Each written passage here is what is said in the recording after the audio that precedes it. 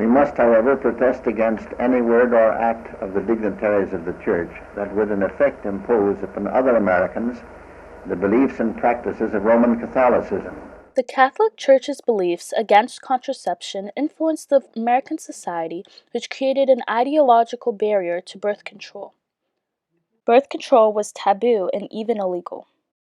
But the creation of the birth control pill broke this barrier and brought birth control usage into the mainstream. Once this barrier was broken, the lives of women were transformed, even to this day.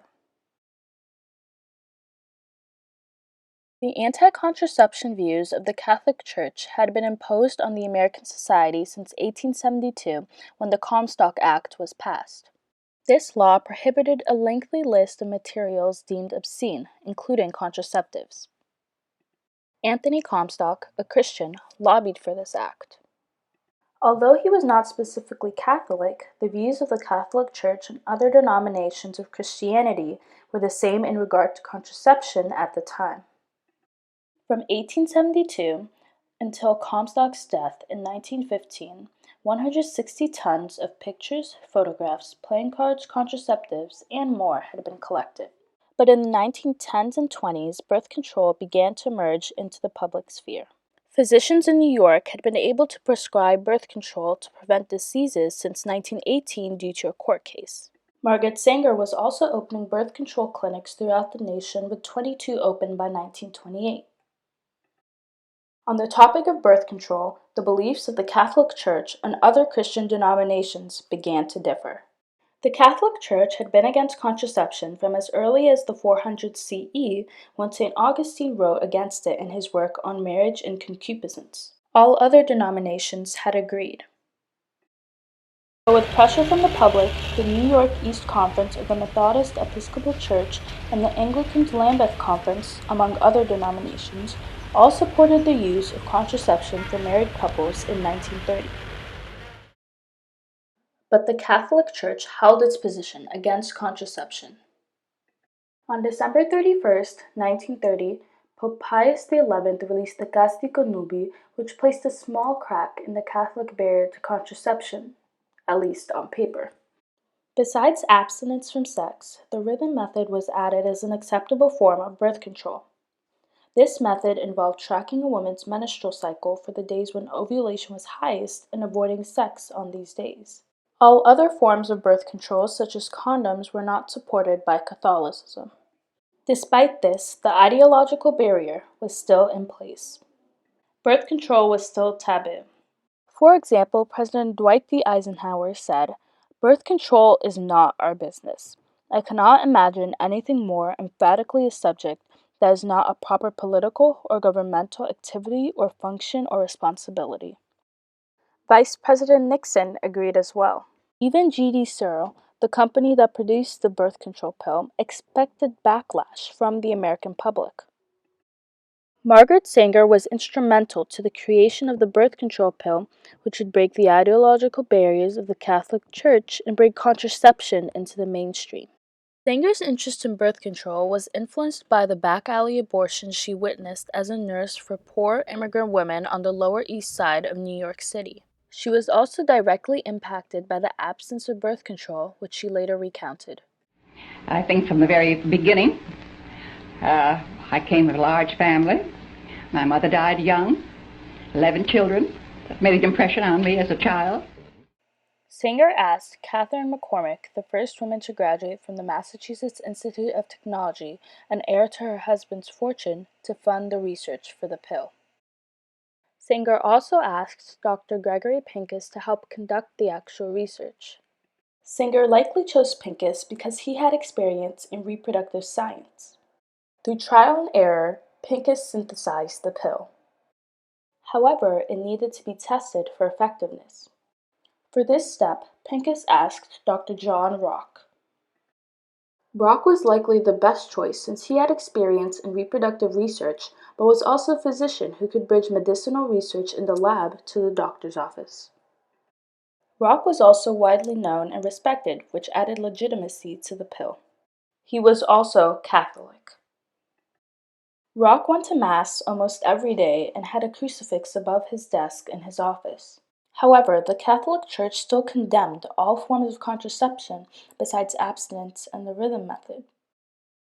Nonetheless, Dr. John Rock continued to support the pill. He defended himself by stating, "I believe the new pills to be completely physiological and therefore in accord with nature. Their use is completely moral."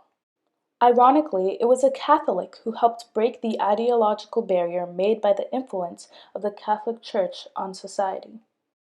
The world's first oral contraceptive, which was marketed as Anavid, was approved by the FDA for sale on June 23, 1960, and it became widely popular. 5 years after the release of the pill, oral contraceptives were the most popular form of birth control, representing 24% of contraceptive use.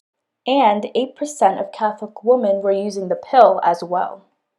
A response from the Catholic Church was expected. On June 29, 1968, Pope Paul VI released the Humanae Vitae.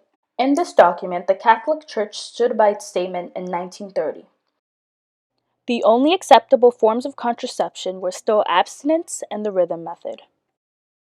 However, the Catholic Church's attempt to enforce this barrier did not appear to be effective. The pill broke the Catholic Church's barrier to contraceptives since women from the general American society and many Catholic women as well used the pill anyways. For example, usage of the pill by married white Catholic women increased from 18% in 1965 to 33% in 1976. This was significant because it made usage of oral contraceptives by Catholics and Protestants equal. Catholics had a barrier against contraceptives, and Protestants, which are all other denominations, did not, but both groups used the same amount of contraceptives. The barrier was broken because contraception became mainstream. Overall usage of contraceptives increased 5% after the pill was produced. The number of children women had rapidly declined as well. Fertility rates peaked at 3.6 children per family in 1957, then dropped to 1.8 children 10 years later. That was an almost 50% decrease in 10 years. Besides the statistics, the culture of the nation after the pill shows how mainstream contraception had become. For instance, President Nixon changed his view from 1959 and embraced birth control 10 years later.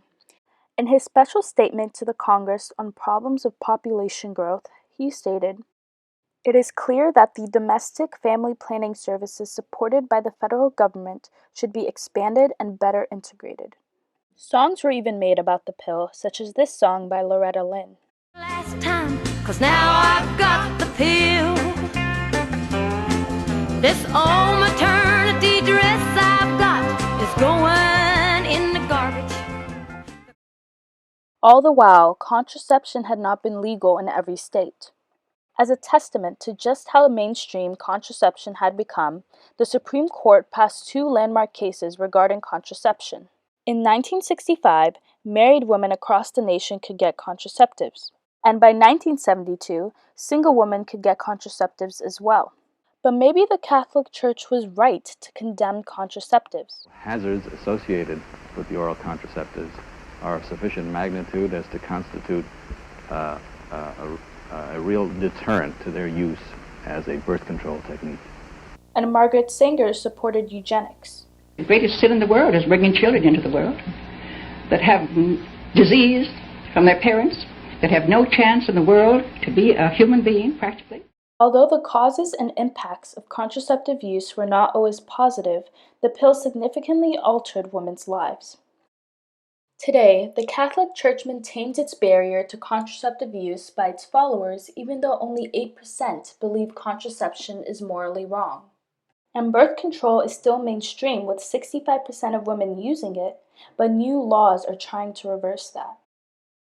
The Catholic Church's anti-contraception belief once influenced the American society to live by the same beliefs. But the creation of the birth control pill broke this ideological barrier by bringing contraception into the mainstream, and the lives of women have been transformed to this day.